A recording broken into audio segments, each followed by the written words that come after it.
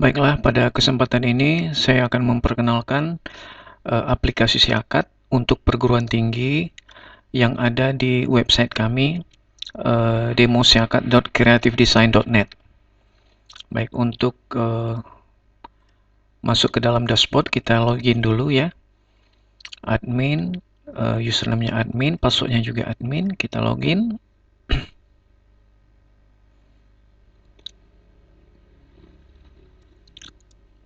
Ya, sekarang kita sudah berada pada dashboard-nya Siakat. Di sini kita bisa melihat di sebelah kiri beberapa menu. Di sini ada master data. Nah, master data ini ada master pusat. Di sini adalah data-data dasar daripada perguruan tinggi, data nama perguruan tinggi, alamat dan sebagainya, serta program studi. Nah, program studi harus diisi kodenya sesuai dengan yang terdaftar di Forlab. Ya, jadi program studi ini bisa ditambah dan jumlahnya tidak terbatas. Di sini ada akademik. Di akademik ini ada kurikulum, ada mata kuliah, ada bobot nilai, predikat, batas SKS, ada kelas, ada jam kuliah untuk membuat jadwal, ada set kurikulum. Set kurikulum ini gunanya adalah untuk menentukan tahun angkatan sekian, semester sekian menggunakan kurikulum apa.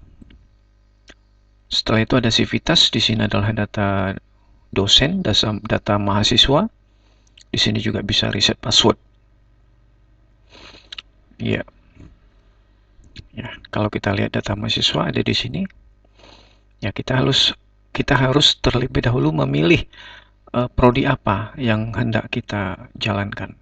Misalnya kita memilih S1 Kesehatan Masyarakat. Kita pilih. Ya. Baru kita pilih tahunnya. Misalnya melihat mahasiswa tahun 2022. Ya, di sini ada 2 mahasiswa. Oke, itu untuk di master data. Selain itu juga di sini ada menu PMB online ya untuk memproses penerimaan mahasiswa baru. Di sini kita bisa membuka formulir, di mana formulir itu nanti kita pasangkan di website kampus, lalu calon pengunjung, calon mahasiswa mendaftar di situ, nanti nama-namanya masuk ke dalam modul PMB ini. Setelah itu baru kemudian diluluskan.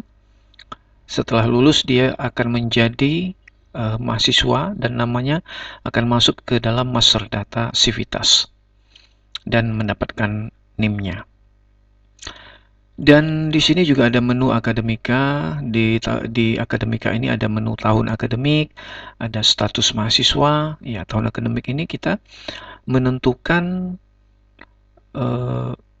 kita bekerja pada tahun akademik apa. Apakah 2022 ganjil, apakah 2021 genap, seperti itu. Kita set di sini, kita aktifkan tahunnya. Ya. Ya, seperti ini. Nah, kalau di sini yang Siakat ini sekarang yang aktif adalah tahun 2022 ganjil. Karena foldernya terbuka. Kalau kita lihat kalender akademiknya seperti ini. Ya, batas KRS-nya ini, KRS online-nya dari tanggal sekian sampai tanggal sekian. Semuanya ada di sini, UTS-nya, UAS-nya, tutup entry nilai, semuanya ada di dalam menu tahun akademik.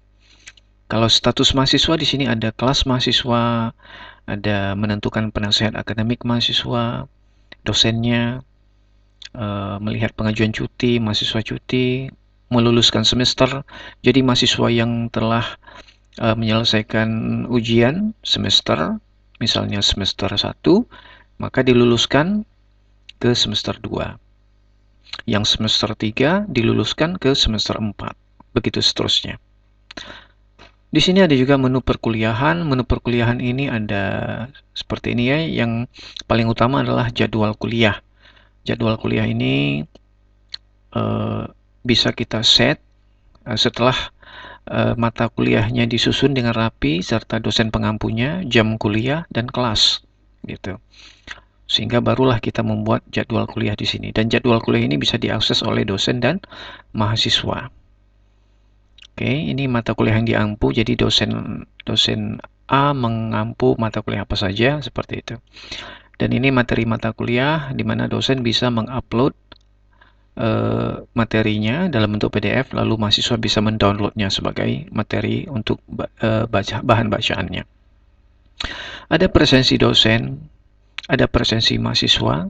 Presensi mahasiswa digunakan untuk absensi mahasiswa bisa digunakan oleh dosen juga ya. Jadi mungkin dosen bisa mengabsennya secara tertulis, nanti baru diinput ke dalam syakat ini. Ya, mahasiswa penasihat akademik untuk melihat dosen apa, mahasiswa apa yang dalam bimbingannya, seperti itu. KRS di sini ada menu KRS. Menu KRS ini dipergunakan untuk pengambilan KRS ya, di mana mahasiswa mengontrak mata kuliah. Ada dua cara di sini. Ada dua cara. Pertama, caranya adalah input KRS serentak.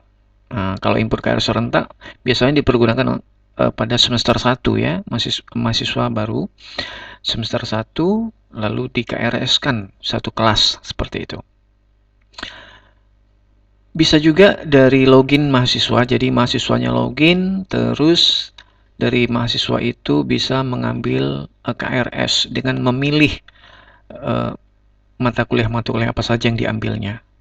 Ya, di sini ada menu ubah KRS ya, dimana kalau terjadi kekeliruan, kesalahan dalam pengambilan KRS bisa dihapus terlebih dahulu, baru diambil mata kuliah yang lain, seperti itu. Mata kuliah diakui ini untuk mahasiswa pindahan. Konfirmasi KRS ini belum kita gunakan. Ini digunakan apabila disetting apabila mahasiswa harus membayar terlebih dahulu, baru dikonfirmasi KRS-nya. Ada juga menu tugas akhir. Ada penilaian ya. Kalau penilaian di sini di mana dosen bisa memberikan nilai semester ya. Jadi masing-masing dosen login lalu memberikan nilai kepada mahasiswanya. Terus di sini ada hasil studi. Hasil studi di mana dari menu admin bisa melihat kartu hasil studi mahasiswa. Dan dari login mahasiswa juga bisa melihat KHS-nya. Transkrip nilai juga bisa dilihat. Ya, dari menu admin ya. Ada menu wisuda. Kita bisa melihat daftar wisudawan. Dan apabila mahasiswa itu diluluskan akademiknya, maka dia masuk ke dalam daftar alumni. Di sini ada evaluasi dosen mengajar. Evaluasi dosen mengajar ini di mana mahasiswa memberikan penilaian terhadap dosennya pada menu untuk mengakses KHS. Jadi setiap mahasiswa mengakses KHS-nya terlebih dahulu harus memberikan evaluasi terhadap dosen. Selain itu ada menu keuangan. Menu keuangan ini digunakan untuk pembayaran ya, pembayaran mahasiswa terutama. Jadi konsepnya adalah mahasiswa itu membayar di bank, lalu bukti pembayarannya diupload melalui akun syakatnya. Nanti di akun keuangan di syakat akan menerima, akan mengapprove daripada pembayaran mahasiswa tersebut. Seperti itu konsepnya. Di sini ada laporan pembayarannya ya. Ada laporan pembayarannya. Jadi akun keuangan ini bisa melihat dari tanggal sekian sampai tanggal sekian siapa saja yang bayar dan jumlah uang berapa yang masuk ya, bisa ketahuan dari situ. Selain itu juga ada akuntingnya di sini, akuntansinya. Ada jurnalnya, buku besar, ada neraca dan laporan keuangan. Dan selanjutnya ada graphic view, kita bisa melihat mahasiswa itu dari tahun ke tahun berapa jumlahnya, dari prodi ini, prodi masing-masing prodi berapa jumlahnya, kita lihat grafiknya. Kemudian ada Forlab Dikti. Nah, untuk Forlab Dikti ini bisa kita manfaatkan untuk pelaporan Forlab Dikti ya, feeder melalui feeder Dikti. Namun feeder untuk saat ini kita belum update kepada Neo Feeder, ya belum update, masih dalam pengerjaan gitu. Ya. Dan yang ada sekarang ini adalah feeder Dikti versi yang sebelumnya. Ya. Kalau kita lihat feeder Dikti ini ada,